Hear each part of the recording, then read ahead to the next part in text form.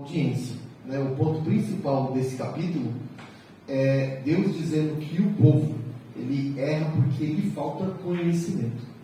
Então, o conhecimento de Deus, muitas das vezes a falta dele, na verdade, é o que faz com que o povo caminhe em caminhos tão errados.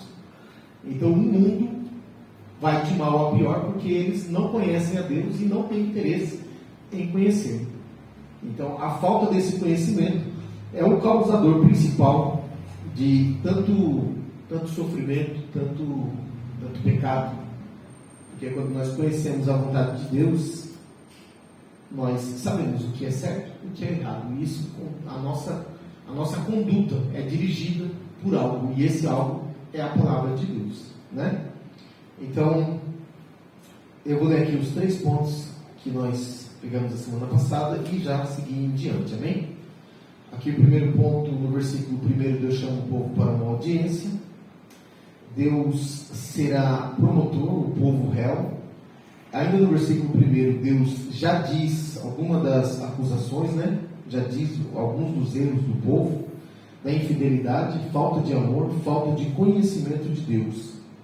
No versículo 2, continua as acusações, e muito se parece com a atualidade, né? Que nós vivemos hoje. Por quê? Porque o que o povo fazia antes é o que o povo faz hoje. Não muda nada. Muda a forma de fazer, mas a maldade é a mesma, né? O que se faz é roubar, mentir, tirar vidas e o pecado cada vez aumentando mais, né? No versículo 3, Deus diz o que está acontecendo com a terra por causa da maldade, destruição, e até a natureza sofre por causa do pecado, né? O que nós falamos? Que o fato do pecado aumentar de tal forma, tudo em volta sofre. Até a natureza, aqui Deus vai dizer que até a natureza está sofrendo. E a gente usou aqui algumas referências, o próprio apóstolo Paulo, né? No livro de Romanos 22, ele vai dizer que por causa do pecado toda a terra geme, e até nós, ele diz, aqueles que temos e recebemos o Espírito Santo, também sofremos por causa do pecado que está à nossa volta, né? Uma boa referência para isso também, assim, para a gente pensar, é que quando alguém coloca um peixe podre lá no lixo, quem já passou por isso? E o caminhão não passa naquele dia, e a pessoa não tem a sensibilidade de ir lá retirar e tentar colocar em alguma coisa para... Você não colocou aquilo ali, mas você sofre do mesmo jeito, não é verdade? Aquele odor, aquele mau odor faz com que todos que estão ali por perto sofram. Assim é o pecado também. Então os animais sofrem, a terra sofre, a bênção de Deus é afastada. E onde não tem a bênção de Deus é o quê? É a maldição. Então aqui Deus diz o quê? Até a natureza sofre por causa do pecado de vocês, né?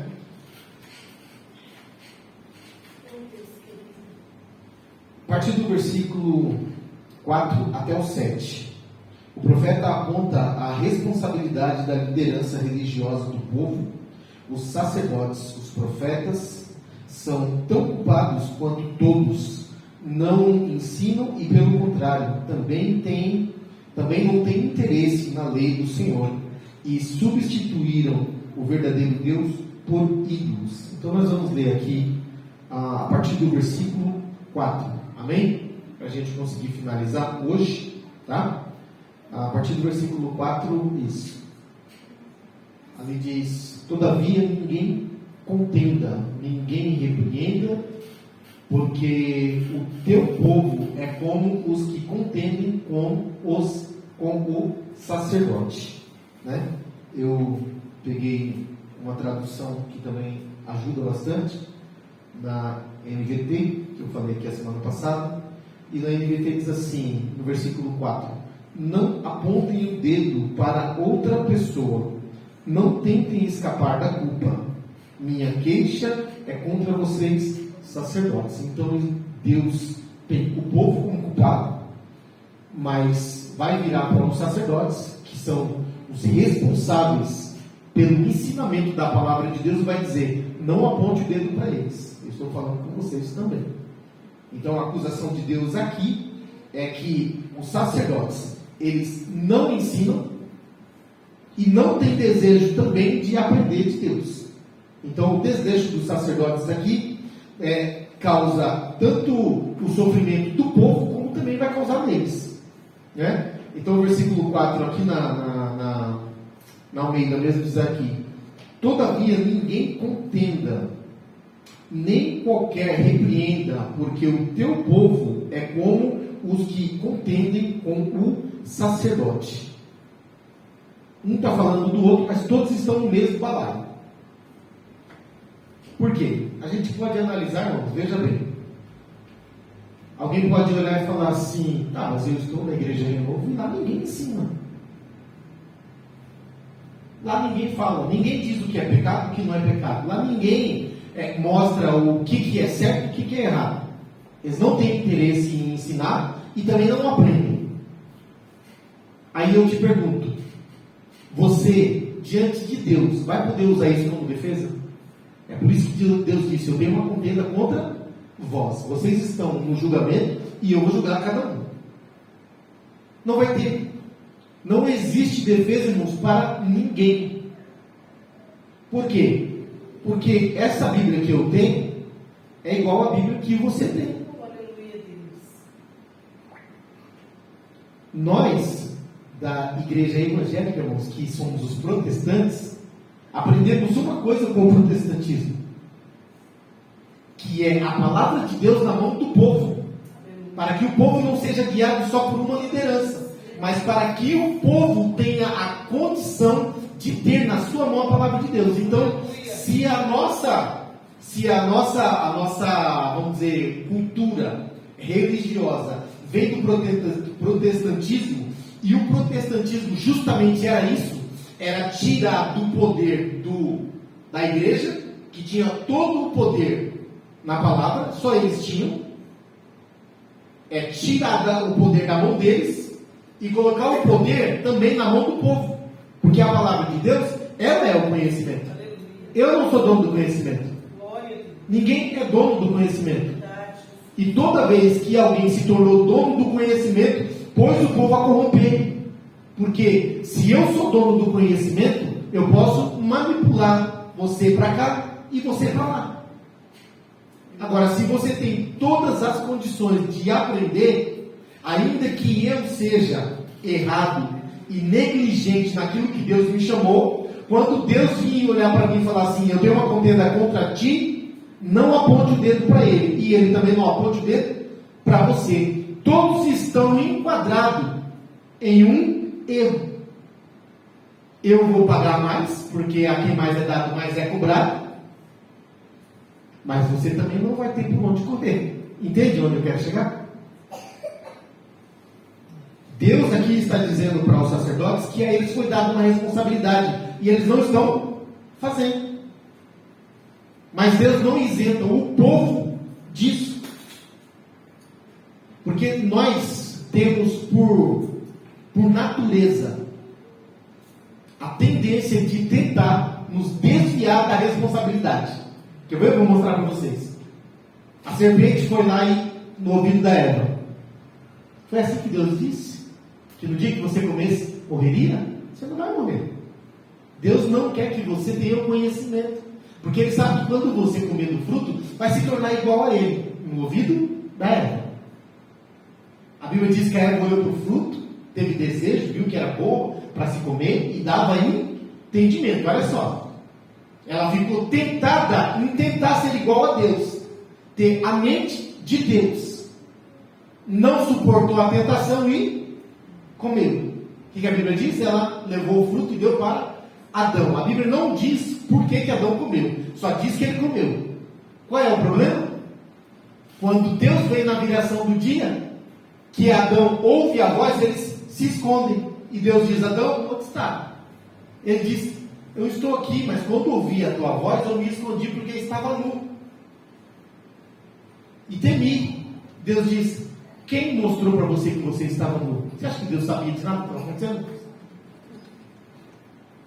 Quem disse para você que você estava nu? Porque até ontem você estava nu.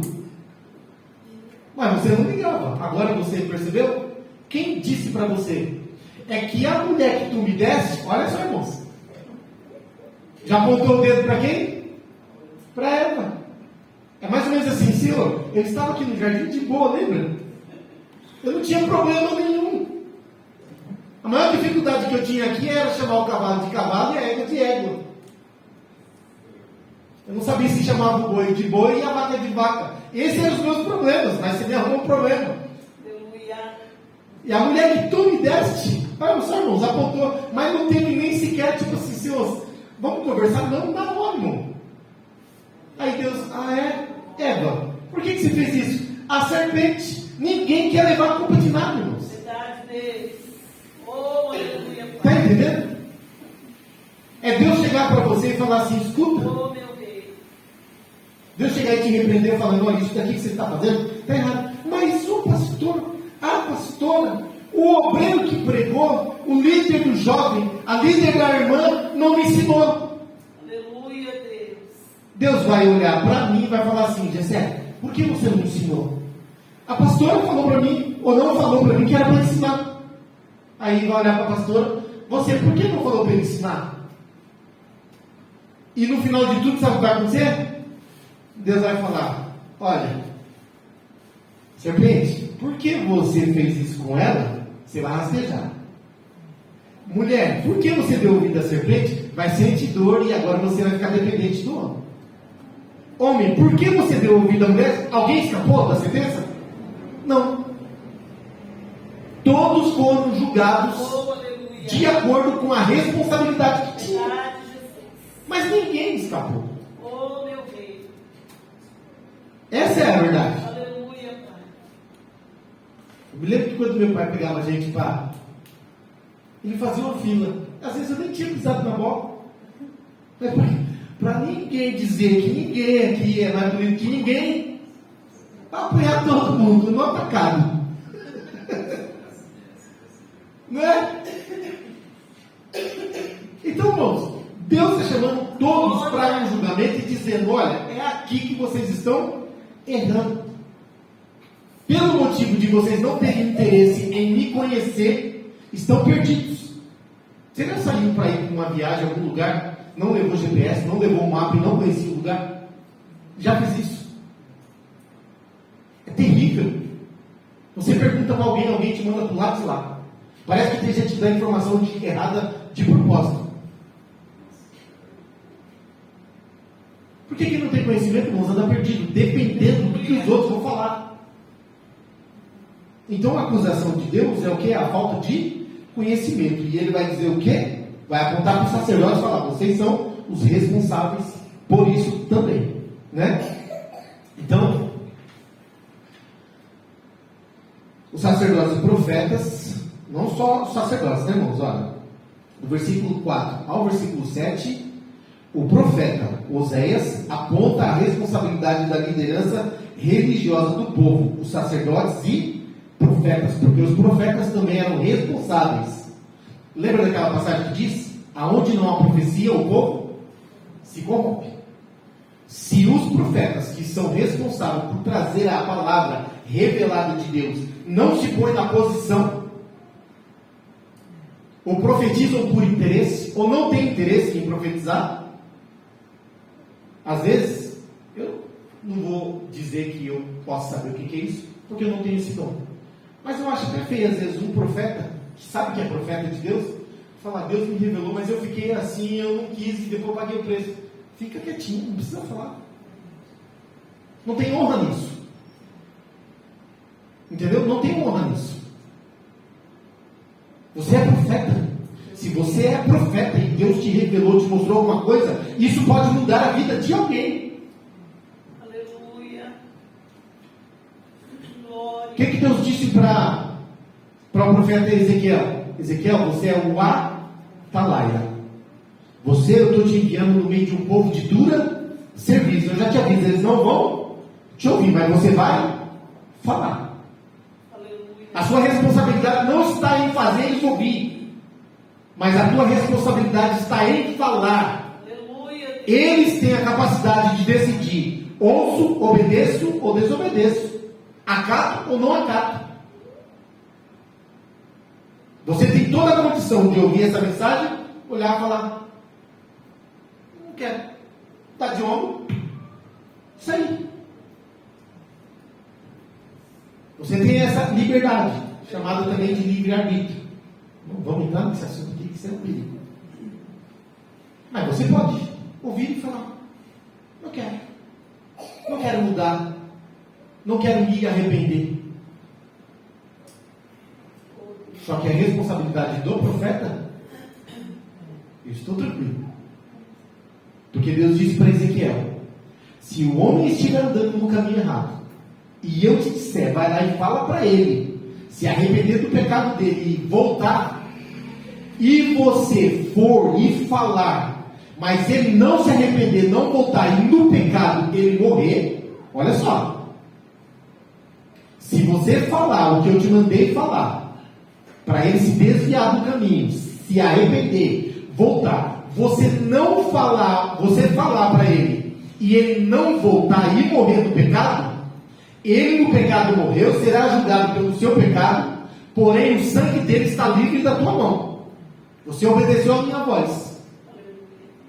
Porém, Deus falando para Ezequiel: se eu te disser, vai para até aquela pessoa que está no pecado, diga para ela sair do pecado, porque eu vou condená-lo por causa desse pecado, e você não for, quem é o responsável pelo sangue dele? O profeta. Deus diz: olha, ele vai morrer no pecado, ele vai ser julgado pelo pecado dele, mas o sangue dele eu requero da tua mão. Já pensou, irmãos? Ter o sangue de alguém na tua mão? Aleluia, Deus. Já pensou a responsabilidade? Então Deus está dizendo aqui: sacerdotes, vocês foram chamados para ensinar o meu povo, para ler a lei de Deus diante do povo. E vocês negligenciaram. Profetas também. Então, irmãos, a responsabilidade é muito grande. Ah, mas o povo não dá ouvido. Lembra que eu falei esses dias aqui? Um pastor que eu estava ouvindo, ele estava pregando, e ele disse que uma irmã que tinha um ministério para surdos, ministério de falar em Libras, né? Que chama, né? E ela ia fazer um trabalho na igreja dele. E ela chegou, dele não, de um pastor. Chegou o pastor e falou: pastor, quantos membros o senhor tem aqui na igreja? Ele disse: aqui essa igreja tem 500 membros. E quantos surdos o senhor tem aqui? Ele falou: 500. Entendeu? A brincadeira? Significa o quê? A impressão que dá é que o povo está ouvindo e não está acatando. Eu não tenho responsabilidade de fazer ninguém acatar nada. Eu tenho a responsabilidade de mostrar o que Deus quer. Aleluia, Pai. Louvado é o teu nome, Jesus. E uma vez que você ouviu a palavra do Senhor, cabe a você, assim como eu quando leio, cabe a mim olhar e falar: meu Deus, estou errado aqui. Oh, Espírito Santo. E me arrepender. Se converter, o que é? Se converter é mudar a direção. Estou indo para a esquerda. A esquerda a gente sabe que não é um lado bom. E literalmente. Né? A minha perna esquerda, quando eu jogava futebol, o pessoal falava: caramba, você não conseguiu chutar. Eu falava: pai, essa perna não serve nem para subir no ônibus. Ela ajuda para descer. O lado esquerdo é sempre muito mais fraco. Não é verdade? Tem algumas pessoas que nascem aí chamado canhoto, né? Mas é poucos que tem. O natural é ser destro. Então, se você está indo para o lado esquerdo e Deus vem e traz a palavra, cabe a você mudar a direção, se converter e mudar para o lado direito. Deu para entender aí? Que tem um jogo de palavras aí muito interessante, viu? Né? Vai para o lado de cá. É melhor. Então, irmãos, Deus responsabiliza a liderança. Amém? Do versículo 8 a 9, o profeta faz uma acusação muito grave. A acusação é que os profetas são beneficiados, profetas e sacerdotes, né? Quando o povo peca, e assim aumenta o pecado e também o castigo. Olha só, irmãos. Do versículo 8 em diante. Põe na NVI, mais, por favor. Versículo 8. Eles se alimentam dos pecados do meu povo e têm apetite pela sua iniquidade. Olha só. Isso, irmãos, aconteceu muito, não sei se é exatamente como isso, mas quando a gente estuda a história da Idade Média, onde o povo tinha acostumado a pagar indulgência para ser, não ele próprio, mas para libertar um ente querido que estava no purgatório. Isso foi um dos motivos que Martinho Lutero se levantou e acabou causando a reforma protestante. Por quê? Porque o purgatório é um lugar para pecadores. Segundo eles ensinam, todos vão para lá, parece. Ninguém vai direto para o céu, né? Eu não tenho tanto conhecimento, um pouco só. Prefiro estudar a Bíblia do que ficar estudando tanto essas coisas. Mas a pessoa morre, vai para o purgatório. O purgatório é um lugar de purgar. Purgar é como se você vai pagar pelos seus erros que foi feito aqui. Então, quanto mais pecado você tem, mais tempo você demora para sair de onde? De lá. O povo que aqui está em vida, contradizendo totalmente aquilo que é aquela parábola que Jesus fala do Lázaro e do rico, contradizendo totalmente, porque Jesus disse: quem está aqui não vai para lá, quem está lá não vem para cá. Mas contradizendo, ensinava o que para o povo? Com indulgência, pagamento de indulgência, você consegue liberar um parente seu pai, sua mãe, seu irmão, que está no purgatório. Então eu tenho interesse que o povo seja pecador, porque quanto mais pecador o povo é, mais dinheiro tem que dar para liberar o povo. Consegue entender? Aqui Deus está dizendo o quê? Eles se alimentam dos pecados do meu povo. Por quê? O povo de Israel funcionava da seguinte forma: eu cometi um pecado, está na lei de Moisés, ali ensinado. De acordo com o pecado, eu tinha que trazer uma oferta. Então eu trazia ali um cabrito, eu trazia, sei lá, um boi, um animal. Então quanto mais eu pegasse, mais oferta eu tinha que trazer. Entende? É isso que ele está querendo dizer. Imagine, irmãos, imagine, tá? Que aqui nós temos a capacidade. Imagine, isso não, tá? Deixar bem claro. Só uma forma para a gente entender. Só que assim, o seu pecado, dependendo do tamanho dele, é o tamanho da oferta. Mais ou menos isso. Então, quanto mais você pecar, melhor é para a instituição que está recebendo esta oferta. É exatamente isso. E a acusação de Deus é que esse povo, que deveria estar ensinando e tirar o povo do pecado, mostrar o caminho certo, eles têm interesse em que o povo erre cada vez mais. Porque quanto mais erra, mais oferta traz. É grave, né? É bem grave. Versículo 9, por favor. Portanto, castigarei tanto o povo quanto os sacerdotes por causa dos seus caminhos e lhe retribuirei pelas suas ações.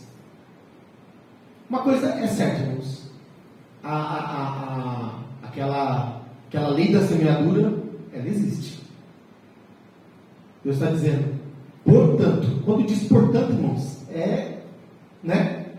Porém, portanto, vai ter algo que vai acontecer por causa disso. Portanto, castigarei tanto o povo. Lembra que eu falei?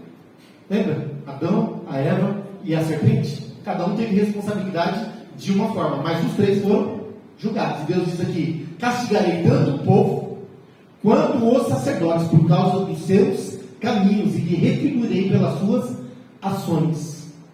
Cada um será julgado de acordo com a sua responsabilidade. Ninguém vai escapar.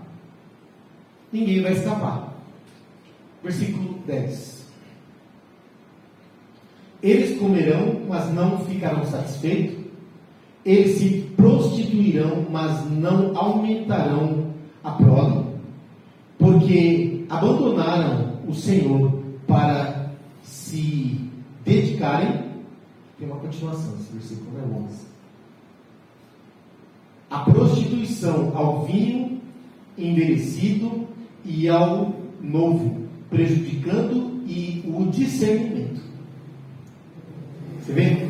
O erro deles vai fazer com que eles se prostituam.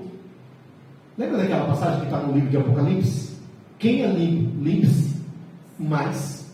E quem é sujo, suje-se mais. Não é o desejo de Deus, é uma tendência. Sabe o que é uma tendência?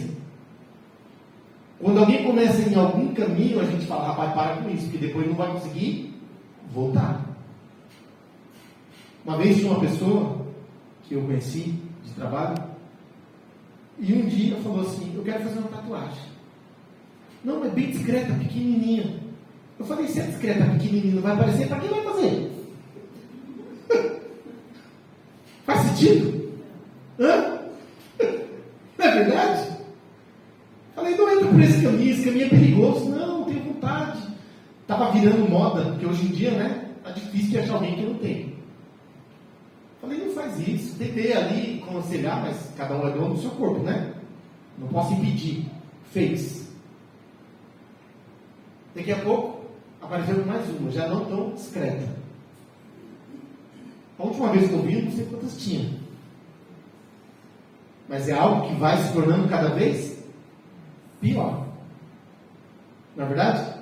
Então aqui, versículo 9, né? Eu vou ler aqui nessa tradução. Versículo 10. E comerão, mas ainda sentirão fome. É você se alimentar, mas não sentir a satisfação. Não tem gente que tem uma certa dificuldade e às vezes a compra não dura muito tempo. Uma compra que dura em um lugar 15 dias ou um mês, lá dura uma semana, e às vezes uma semana já está acabando. Alguém diz, não, devorador. Não, às vezes a pessoa senta para comer, ele come o que 3 comeria e não se sente saciado. Não é verdade? É verdade. É aquela coisa de que se sentar primeiro para comer, coitado de quem vem atrás. Irmãos. Exatamente. Às vezes ali, irmãos, está já a maldição. Não estou chamando ninguém de maldito, mas ali está algo que não é normal. Você se alimenta, mas não se sacia. Então não há alimento que possa te alimentar. E aí não vai sobrar dinheiro para outras coisas. Nem vai comer direito e nem, né? Então comerão e ainda sentirão fome. Eles se prostituirão, mas nada receberão, pois abandonaram o Senhor. Ali chama a prostituição e prole. Prole é o que vem de nós, né? Os filhos, né? Aqui diz diferente. Aqui diz, mas nada receberão, pois abandonaram o Senhor. Aqui, nas duas traduções, fica um pouco difícil de entender. Por quê? Porque ali dá a entender que a pessoa se prostitui mesmo na carne, mas é como se a mulher fosse maldita e não se engravidasse. Ou o homem não conseguisse engravidar uma mulher. Mas aqui diz que não receberam nada em troca. Então, a gente pode dizer o quê? Mesmo que a pessoa faça algo achando que vai ter algum resultado, no final não tem resultado nenhum. Essa é a melhor forma de entender. Mesmo que você se rebaixe ao nível mais baixo, tentando ter alguma coisa, não recebe nada em troca. Não é assim a vida de um bandido? Tem gente que entra pelo caminho do crime, irmãos. Isso é uma verdade, eu falo porque já vi mesmo. E às vezes, do nada, quando você vê assim, a pessoa parece que ficou rico mesmo. Parece que ele está dando um carro caro e parece que deu sucesso à vida dele. E de uma hora para outra, irmãos, ele cai na mão de alguém mais poderoso que ele e vira escravo daquele. E tudo que ele tem que dar para o outro. Para não ser morto, para não ser preso. E fica pior do que antes. Ele se prostituiu na vida do crime, ele foi lá embaixo, no nível mais baixo da conduta de um ser humano, e no final não vai ter resultado nenhum na sua mão, nada de palpável. Porque Deus não permitirá que ele seja abençoado. Porque não pode existir bênção nesse tipo de conduta. Entende o que estou falando? Tem pessoas que eles têm um entendimento meio maluco, né? Tem gente que acha que até ele pode dar o dízimo lá do tráfico. Ele vai ser abençoado. Quando é que Deus vai abençoar, irmãos, uma maldição dessa? Nunca! Nunca Deus vai abençoar uma maldição dessa. Então a pessoa se prostitui e vai ao nível mais baixo. E ali diz o quê? Não terá resultado desse trabalho. Se é que pode se chamar disso. Né? O versículo 12, aqui nessa tradução, diz: pedem conselho a pedaços de madeira. Aqui, irmãos, eu vou ler. Vamos lá. Do versículo 12 ao 14, o profeta mostra como agem as pessoas que não têm entendimento. Olha o que a falta de entendimento leva alguém a fazer, irmãos. E aqui o versículo 12 vai dizer o quê? Versículo 12: pedem conselho a pedaços de madeira, pensam que uma vara lhe dirá o futuro. Seu desejo de ir atrás de ídolos os tornou insensatos. Prostituíram-se, cometendo adultério com outros deuses, e abandonaram o seu Deus. Então, uma pessoa que se prostra diante de algo, seja de madeira, de pedra, de ouro, não importa a forma e o material que seja feito, a Bíblia está dizendo aqui que eles não têm o quê? Entendimento. Pedem um pedaço de madeira conselhos, direção. Sabe qual foi o pecado principal desse povo, que é do Israel do norte? Quando dividiu o reino, que Jeroboão ficou com 10 tribos, e ele se tornou rei dessas 10 tribos, para que o povo do norte, de Israel do norte, não subisse para Jerusalém para adorar e lá de repente ficasse ou fizesse aliança por lá, ele fez o bezerro de ouro. Olha só, irmãos, a falta de entendimento desse homem. O que foi que aconteceu com o povo quando saiu do Egito? Quando Moisés estava lá em cima, recebendo de Deus as leis, o que foi que eles levantaram para adorar? Esse povo não tem conhecimento nem sequer da sua própria história. Porque se conhecesse pelo menos a sua história, iria olhar e falar: opa, peraí, isso já deu errado lá atrás. A gente vai cometer o mesmo erro e queremos ter sucesso. No primeiro capítulo a gente falou muito sobre quem? Jeú. Lembra? Jeú exterminou a casa de Acabe. Quando eu digo a casa, eu digo a família. E exterminou todos os profetas de Baal. Porém, depois diz o quê? Mas não se desviou dos pecados de Jeroboão, mas continuou adorando o bezerro de ouro. Então, quem cai nesse tipo de coisa, vamos dizer, porque não tem entendimento, se prostra, caminha com isso nas costas. A gente vê, irmãos, aí até hoje, e isso não vai acabar, até que tudo se concretize, até que Jesus volte. Tudo isso vai continuar acontecendo, porque o povo não tem entendimento. E aqui Deus está dizendo, é falta de entendimento, falta de conhecimento.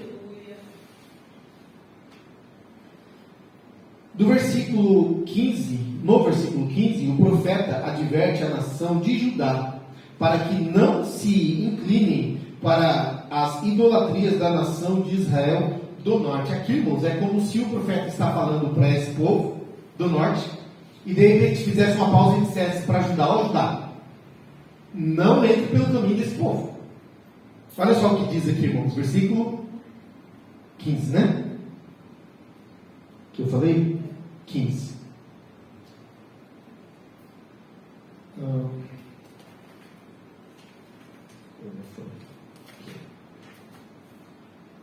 Embora você, Israel, se prostitua, que Judá não seja culpado dessas coisas. Não participe da falsa adoração em Gilgal, nem em Bet-Aven. Não faça juramentos ali em nome do Senhor. Esses lugares aqui eram lugares de adoração do povo de Israel do norte. É como se o profeta dissesse assim: vocês estão errados, mas que Judá não participe disso. Não seja condenado junto com vocês por causa disso. Que eles não desçam em Jugal, que é um lugar de adoração, mas a falsos deuses, e em Bet-Aven, que também é um lugar onde o povo adora. Então, a gente tem que tomar cuidado, e aqui eu vou trazer uma coisa, irmãos, que é uma realidade hoje e de muito tempo. A gente sabe que ensinamento bíblico, às vezes você aprende uma coisa aqui, você vai em outro lugar, chega lá, você aprende no mesmo texto uma coisa diferente. Não é verdade? Aprende uma coisa diferente. É por isso que existem as igrejas hereges, né? Que ensinam coisas que a Bíblia não ensina. Mas eles tiram da Bíblia para ensinar isso. Agora, que nós, olha só, irmãos, não venhamos cair no erro de participar, mas também é casa de Deus. Está entendendo? Mas lá teu Deus também está lá. Não, mas eu tenho que ir lá. É do meu amigo. É sabe, aquela coisa que a gente acaba. E uma vez que você vai, você pode confundir a sua mente. Você pode entrar por um caminho que vai te confundir e te fazer a passar a questionar coisas que você não questionava. Não que o questionamento seja errado. Porque nós somos inteligentes e a nossa vida é questionar. Mas você pode entrar por um caminho e não voltar mais dele. Como? Eu ouvi essa história, foi a minha avó que contou, Lourdes. Não há nenhum problema nisso. Eu vou mostrar para você como que você pode ser influenciado, às vezes, ouvindo ou vendo outras coisas. Diz que a mocidade da igreja, uma certa feita, foi fazer uma cooperação em outro lugar. E antigamente, a Assembleia de Deus nenhuma aplaudia. Isso se tornou um costume de um tempo para cá. Né? Eu sei de algumas Assembleias de Deus que também ainda não fazem isso. Não é pecado aplaudir, irmãos. É pecado aplaudir o homem. Né? Louvar a Deus com palmas, a Bíblia diz que é adoração a Deus. Só que o que aconteceu? Aquela igreja não tinha esse costume. E diz que os jovens fizeram uma cooperação e num dia de culto, do nada eles combinaram entre eles, porque jovem é uma bênção, né? E acho que alguém louvou, não sei o que aconteceu, de repente todos os jovens começaram a aplaudir. E foi aquele que a igreja ficou assustada com aquela coisa. E o pastor foi obrigado a repreender ali na hora. Por quê? Porque foi feito em público mesmo tinha que ser ensinado.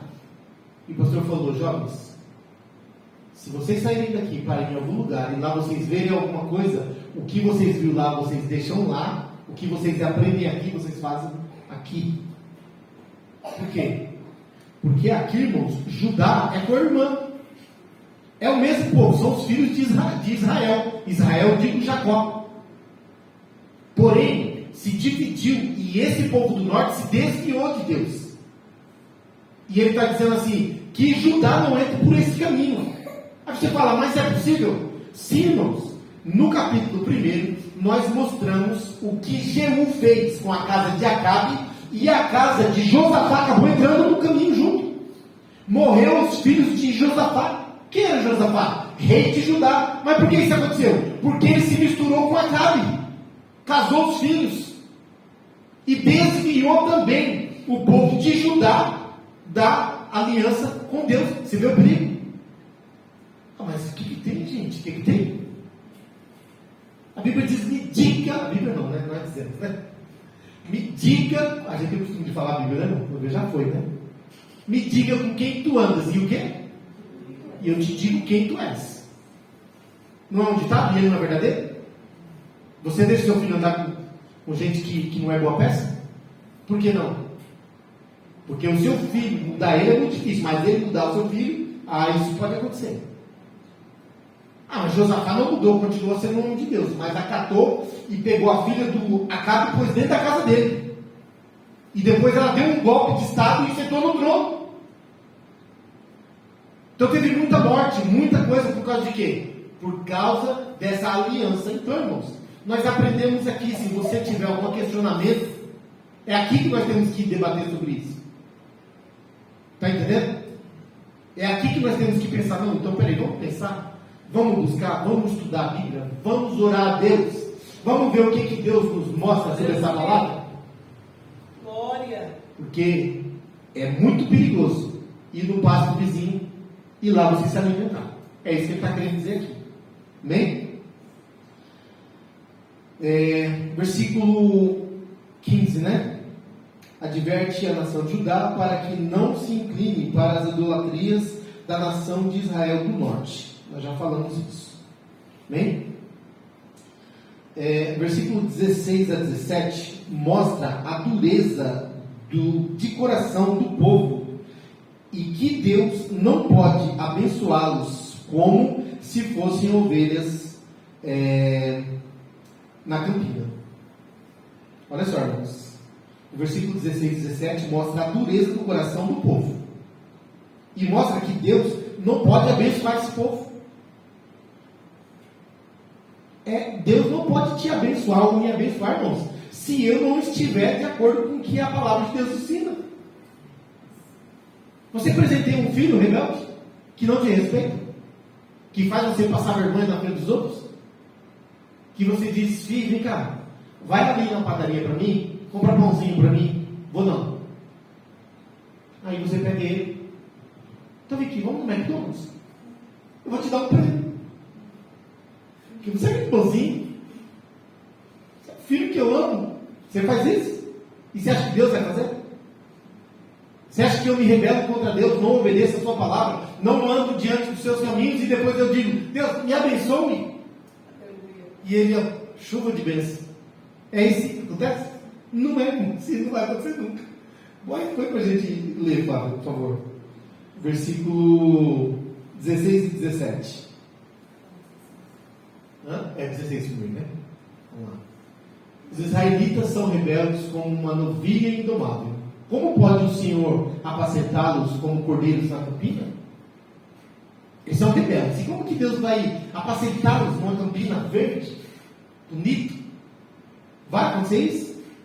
O outro: Efraim aliou-se a ídolos, deixem-no só. Você acha que Deus vai caminhar junto conosco, irmãos? No erro? Não. Efraim é uma das tribos de Israel, e uma tribo muito forte do norte. Está dizendo: Efraim aliou-se a ídolos, deixem-no só. Só é triste, né, irmãos? Já sofreu assim por alguma coisa que você fez? Ou já viu isso acontecer com alguém? Que a pessoa é muito dura, muito chata, muito assim, e as pessoas meio que deixam de lado? Que é o chamado o quê? Desprezo. Diz que o desprezo dói mais do que palavras. Já aconteceu às vezes de desentender com a minha esposa, né? E ela fica quieta. Já teve vez que eu falava: olha, me xinga, briga comigo, fala alguma coisa, mas não fica quieta. Porque é pior do que ouvir as coisas. Fala o que você está sentindo, pelo amor de Deus. Fala o que eu fiz de errado, briga comigo, para depois a gente se entender. Porque esse negócio de ficar quieto, isso daí não é legal. Não me deixe só. Não é verdade? Não é verdade? Não é assim que a gente fica? Deus está falando aqui: o Efraim, ele se aliou com os ídolos. Larga ele para lá. A Bíblia diz o quê? Se o teu irmão pecar, olha só, irmãos, vai chamar ele em particular, troca uma ideia com ele e fala: abençoado, isso aqui não está certo. A Bíblia fala que isso aqui não pode. Você é servo de Deus. Sabe aquele conselho assim, de amigo assim? Você é servo de Deus, Deus não vai se agradar disso. Deus quer te abençoar. Sabe aquele conselho assim, no pé da orelha, bem A Bíblia diz: se ele não te ouvir, chama uma testemunha e vá até ele de novo. E diga: lembra que eu te falei? Por quê? Porque você é membro da igreja. Aquilo que você faz mancha só o nome, não só o nome de Cristo, mas também da igreja. Então vai até ele, leva uma testemunha. Por que testemunha? Para depois ele não dizer que você não falou nada, ou que a igreja não fez nada. Leva uma testemunha. Se ele não ouvir, chama ele diante da igreja. E aí, tenha ele como o quê? Rebelde. Um desviado. Alguém que não tem compromisso com Deus, não quer nada com Deus. Ou seja, ele não faz mais parte desse corpo. Paulo manda uma carta para Coríntios e tinha um pecado grave dentro da igreja. Tinha um cidadão lá que estava se deitando com a madrasta. E Paulo fala: por que vocês estão suportando isso dentro da igreja? Expulsam esse cidadão daí. E ele fala: e eu estarei aí com vocês. Como que ele, espírito, apoiando. Vocês não estão fazendo isso sozinhos. Eu concordo e Deus concorda. Porque aquilo que dois ou três concordar em nome de Deus, Deus vai concordar no céu. Está falando de obra de Deus. Aquilo que vocês concordarem para que o pecado não permaneça dentro da igreja, Deus também concorda. Alguém está escandalizando, está envergonhando? Primeiro vai lá, tenta chamar ele. Não deu certo, chama dois. Não deu certo, vai diante da igreja. Ele não quer nada, ele não é parte da igreja. Quando os jogadores de futebol começam a causar escândalo, a primeira coisa que eles perdem são os patrocínios. Porque as empresas não querem o nome dele linkado a uma pessoa que anda errado. Agora, se uma empresa não quer o nome dela linkado a uma pessoa que está dando escândalo, a igreja vai ter que permitir isso? Você entende? Então, Deus não está nesse negócio. Ele está dizendo: Efraim se deixou levar pelos ídolos. Lá vem o sol. Amém. Do versículo 18, irmãos, inclui os governantes que também estão entregues a embriaguez e prostituição, trazendo ainda mais desonra à nação. Agora aqui vai chamar para a parte de quem? Daqueles que governam, que vamos dizer, trazem as leis, não a lei de Deus, mas a lei do Estado, aquilo que deveria fazer com que você andasse melhor, eles são piores.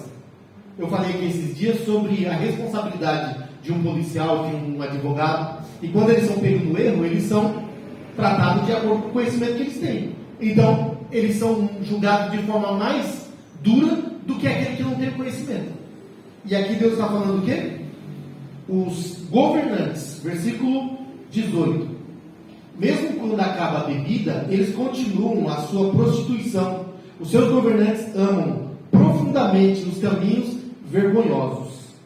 Deixa eu ler aqui nessa tradução, versículo 18 diz: quando os governantes de Israel terminam de beber, saem à procura de prostitutas, amam a vergonha mais que a honra. Quando a pessoa está embriagada, irmãos, ele não tem mais domínio próprio. Não é isso que faz a embriaguez? Faz a pessoa perder o domínio próprio. Quando eu era ainda adolescente para a juventude, eu falo porque eu vi isso acontecer.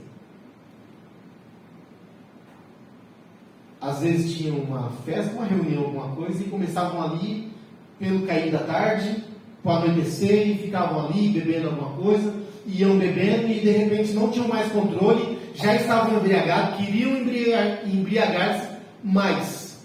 E não foi uma, nem duas vezes que eu vi isso acontecer. Quando estavam embriagados, as pessoas iam saindo e indo para casa, e ficava ali aquela turminha dos embriagados. Sabe qual a ideia que um dava para o outro? Vamos sair pela noite? Não tinha mais limite. Vamos. E às vezes nessas aí, irmãos, ia procurando prostituições, coisas erradas, arrumavam confusões, e às vezes no dia seguinte a gente ficava sabendo das notícias. dos problemas causados. Por quê? Porque ali diz que, mesmo quando acaba a bebida, eles continuam sua prostituição, seus governantes amam profundamente os caminhos vergonhosos. Aqui vai dizer o quê? Quando os governantes de Israel terminam de beber, o que eles fazem? Saem à procura de prostitutas. Não tem limite mais. Perdi o controle da situação. A minha mente não é dominada mais por algo inteligente, mas é pelo instinto, pela vontade de pecar. Certo? Amam a vergonha mais do que a honra. Por que amam a vergonha? Já viu algum bêbado sair de algum lugar honrado? Já viu? Para começar, ninguém gosta de conversar com bêbado. Porque eles acham que você é surdo. Eles querem falar dentro da sua boca. Você vai se afastando, ele te empurra no canto. Você fica assim e ele continua. E querem te abraçar com a tribulação. Não é assim que o bêbado faz? Porque ele não tem mais limite. Ele acha que ele está rindo, começa a chorar e de repente quer brigar. É uma tribulação, irmãos. E aonde é que há honra nisso? Não é verdade? Mas quando ele começa a beber, ele começa são. E se ele tem memória, ele sabe onde isso deu antes. Então ele ama isso. Está entendendo? Ele ama isso. Eu não disse que sofri o acidente com a bicicleta. O acidente foi numa curva. Aí eu fui pedalar no outro dia. Qualquer curvinha, irmãos, eu parecia que estava de cadeirinha de roda. Eu virava a bicicleta, nem marcava. Aí quando estava no reto, eu soltava para andar. Ele diz que gato escaldado tem medo de água. Nem que ficou frio, mas ele tem medo, ele não sabe. Mas aqui diz que esse povo faz isso e no dia seguinte estão são. E estando são, consciente, vai de novo. Amam isso. Amam a desonra mais do que a honra. Amam a vergonha. Porque tem gente que bebe, é pego na sarjeta, leva para casa, dá um banho, arruma. Ele está consciente. E quando você pensa que não, está lá de novo. E aqui o pior, Deus está falando que é um governante. Era o povo que era para dar exemplo. Né? Finalmente, irmãos, no versículo 19, o profeta diz o que acontecerá com esse povo. Versículo 19. Amém? Um redemoinho os envolverá em suas rajadas e se envergonharão por causa dos seus sacrifícios. No final de tudo isso, irmãos, haverá uma grande destruição. A gente já viu algumas vezes acontecer, é muito triste. Nos Estados Unidos acontece muito. Quando vem aqueles redemoinhos que lá é chamado de tornado, né? De tão grande que são. E aonde eles passam, a destruição está feita. Deus está dizendo o quê? Um redemoinho os envolverá. Quem é que causa os redemoinhos, irmãos? É a natureza. Quem causa a natureza? É Deus. Tem um filme que mostra sobre isso daí, o tsunami. É um filme muito antigo, de um povo que andava atrás disso daí. Eu esqueci o nome. E tem esses tornados, eles têm os números, né? As classes dele. E aí tem o número 5. Nesse filme ele chama o número 5, sabe de quê? O dedo de Deus. Então o povo, irmãos, que se desvia para um caminho de pecado sem volta, não se arrepende, não se converte, não querem aprender de Deus, não querem mudar a sua direção, no final das contas, eles vão dar de cara com Deus. Eles vão bater de frente de uma parede chamada Deus. E esse povo, irmãos, infelizmente está acontecendo. A gente sabe que no ano de 722 a.C., eles foram totalmente arrasados. Totalmente destruídos. A Síria, que era a potência bélica da época, os conquistou e acabou. Até hoje não existe mais esse reino. E as tribos de Israel do Norte ficaram perdidas. Eu vi uma matéria agora, recentemente, agora esses dias eu estava lendo não, essa foi um vídeo que eu vi, e algumas tribos de Israel do Norte que estavam perdidas estão retornando para Israel, esse Israel que existe hoje. Estão retornando. Eles foram espalhados pelo mundo. E agora estão retornando, que eles ainda existem. Mas para você ver, irmãos, de 722 antes de Cristo, agora está se ouvindo a falar desse povo, que está começando a retornar para a sua terra. Agora, é lógico, não como Israel do Norte, mas voltando e sendo recebido por esse Israel que existe desde 1948. Então, irmãos, o preço do pecado é muito caro. Mas ele pode ser caro não para nós. Em que sentido? Porque ele já foi pago, ele foi caro. Quem pagou foi Cristo. Nós só temos que tomar posse dessa bênção que Deus nos deu, esse presente chamado Cristo, e Deus se arrependerá do mal que fará, ou que faria. Esse é o plano de Deus, irmãos. Que o ser humano se converta, mude a direção e volte, para que ele não precise executar aquilo que ele irá executar na vida daqueles que se desviaram e não voltam. Entende? Então a oportunidade está sempre na nossa frente. Mas amanhã terá? A Bíblia diz que o amanhã nem sequer nos pertence. Não é verdade? A oportunidade está no agora, no já. Amanhã, quem sabe? Deus sabe. Eu não sei, nós não sabemos. Só Deus sabe. Então a boa oportunidade é aquela que passa na nossa frente. Porque ninguém sabe se ela vai passar de novo. Não é verdade? Então, que Deus abençoe a igreja. Hoje passou um pouquinho mais, não precisava terminar esse capítulo. E aqui mostra, irmãos, que Deus, a resolução dessa palavra é que Deus, Ele quer que nós venhamos o conhecer. Conhecer. Conheça a Deus. Cada vez mais, o máximo que você puder. E Deus vai te abençoar. Amém? Porque Deus, Ele quer nos abençoar. Deus abençoe a igreja, em nome de Jesus.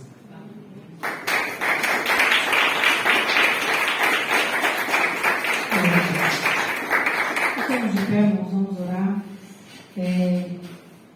Mais para frente, eu gostaria que o pastor José trouxesse um ensino sobre as 7 igrejas da Ásia, que ficou de exemplo para nós. Quando João teve ali a revelação, Deus mandou falar sobre as 7 igrejas. E hoje a gente olha, tem tantas, muito mais que 7, mas tem muitas que se encaixam dentro daqueles padrões que Deus disse: tu não é crente nem filho. Né? E algumas outras Deus fez alguns elogios, e outras Deus fez muitas críticas.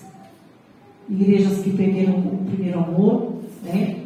E achei interessante esse dia, eu estava vendo um vídeo mostrando o local delas, onde hoje só tem ruínas, né? Mas existe lá um lugar